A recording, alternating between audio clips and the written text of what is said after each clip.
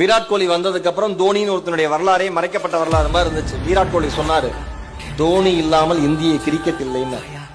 இவர் தான் world cup வாங்கி தர போறாப்ல. ஸ்கோர் கேட்டுட்டே இருக்காரு. 2003 உலக கோப்பையப்ப தோனி டிக்கெட் கலெக்டரா இருந்தப்ப ஒரு பயணி சொன்ன வார்த்தை.